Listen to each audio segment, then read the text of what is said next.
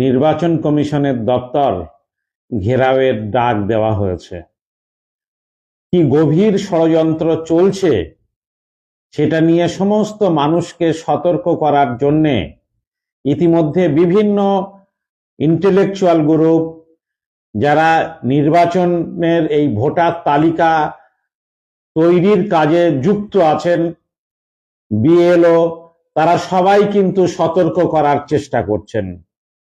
আপনারা দেখলে অবাক হবেন যে গতকাল সংবাদ পেলাম আমাদের পার্শ্ববর্তী ব্লক হাড়োয়া, সেখানে 88,000 মানুষের 88,000 ভোটারের নোটিশ পাঠানো হয়েছে তাদের হিয়ারিং এর জন্যে। সোশ্যাল মিডিয়ার মাধ্যমে জানতে পারলাম ভাঙড়ের 81,000 মানুষের কাছে নোটিশ পাঠানো হয়েছে, তাদেরকে হিয়ারিং এ ডাকা হবে, প্রশাসন শুনানি করবে এবং এই শুনানির ক্ষমতা, সিদ্ধান্ত নেওয়ার ক্ষমতা কিন্তু না রাজ্যের আছে, না আপনার ব্লকের ব্লক প্রশাসনের আছে, না জেলা প্রশাসনের আছে, না রাজ্য প্রশাসনের আছে। জানা যাচ্ছে আপনার হিয়ারিং এর ফলে যে নথি জমা দেবেন আপনি, তা কিন্তু পাঠানো হবে সম্পূর্ণ দিল্লিতে।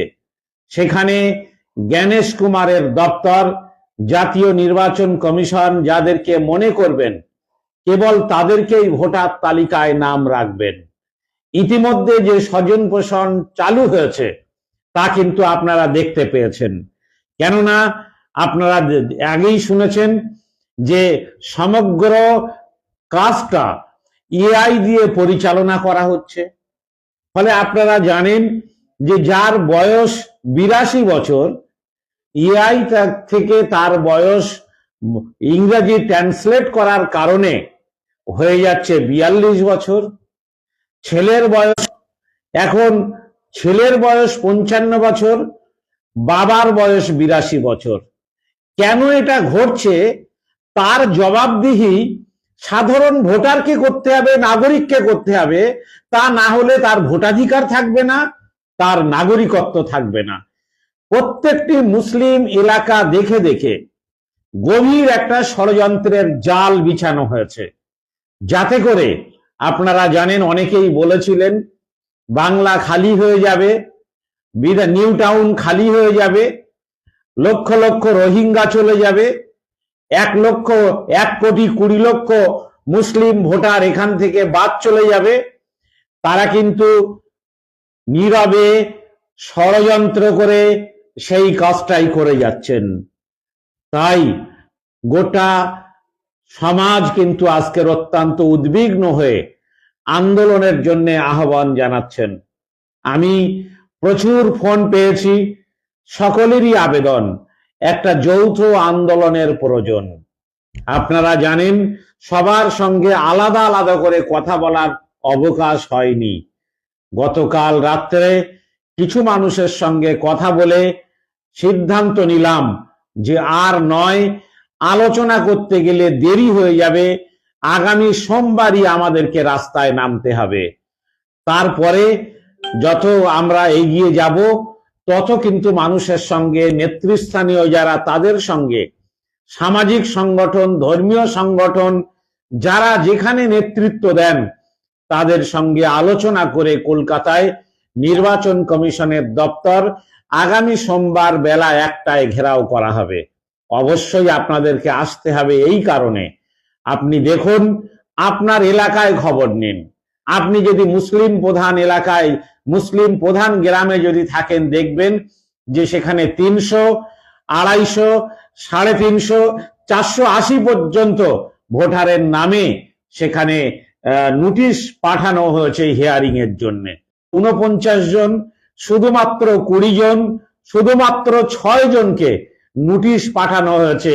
কেন না, যাদের কাছে অ্যাকসেপ্ট করার জন্য আপনি যে সমস্ত তথ্য সাবমিট করেছেন, সেই তথ্য অ্যাকসেপ্ট করার জন্য যাদের অধিকার আছে তাদের মাথার উপরে কিন্তু গেরুয়া শক্তি বসে আছে, যারা নিরপেক্ষতা বোঝে না, যারা ন্যায় বোঝে না, যারা দেশের নাগরিকদের প্রতি সুবিচার করতেও জানে না, শুধুমাত্র ধর্মটা বোঝে, মন্দির আর মসজিদের রাজনীতিটা বোঝে, নাফরাত আর ঘৃণাটা বোঝে, তারাই আজকের পরোক্ষভাবে ভোটার তালিকা তৈরি করছে।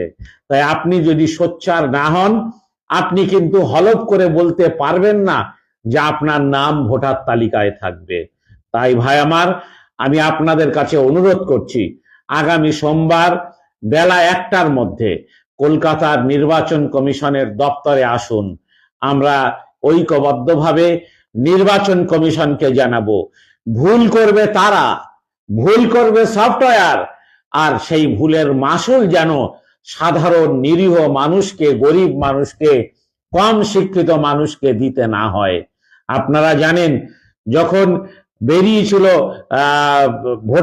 খসড়া ভোটার তালিকা, আমরা সবাই আশায় মুখ বেঁধেছিলাম। কেন?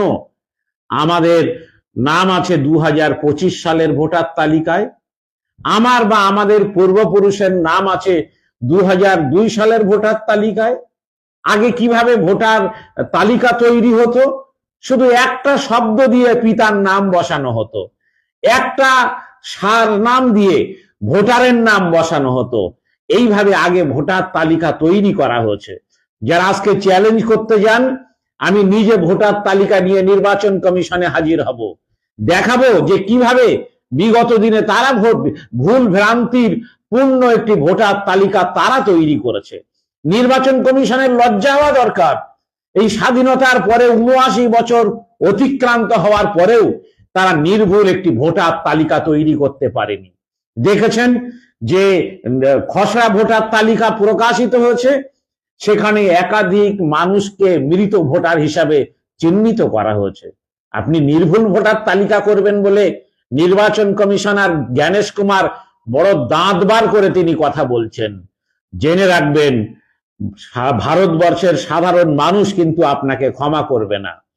আপনি যদি মনে করেন যে কে নাগরিক আর কে নাগরিক নয়, কার ভোট দেওয়ার অধিকার থাকবে আর কার ভোট দেওয়ার অধিকার থাকবে না, সেটা আপনি নির্ধারণ করবেন। জেনে রাখবেন, ভারতের মানুষ কিন্তু আপনাকে ক্ষমা করবে না। কেন? আপনার মেশিনারি নেই। আপনি এআই সফটওয়্যার দিয়ে বলছেন আপনি ভোটার তালিকা তৈরি করবেন। আপনারা দেখুন যে হোয়াটসঅ্যাপে চলে যান, সেখানে মুখে বলবেন যে আপনার বাড়ি হাওড়া, লিখে দেবে হাওড়া। এইভাবেই সফটওয়্যার তৈরি হয়। আমরা এআই সফটওয়্যার এভাবে সংশোধন করে, হাতে সংশোধন করার একটা জায়গা থাকে, ভুলকে নির্ভুল করার অপশন থাকে, এভাবে তৈরি হয়। কিন্তু মুসলিমদের ভুল দেখানো হচ্ছে এবং যারা বিজেপির ঘনিষ্ঠ মানুষ তাদেরকে নির্ভুল আকারে সেগুলো অ্যাকসেপ্ট করা হচ্ছে। মুসলিমদেরকে রিজেক্ট করে দিয়ে তাদেরকে শুনানির জন্য, হিয়ারিং এর জন্য ডেকে পাঠানো হচ্ছে। না, একটা ষড়যন্ত্র চলছে। যে মনে করুন যে বুথে ৮৮,০০০ মানুষকে নাম পাঠানো হয়েছে শুনানির জন্য, যেখানে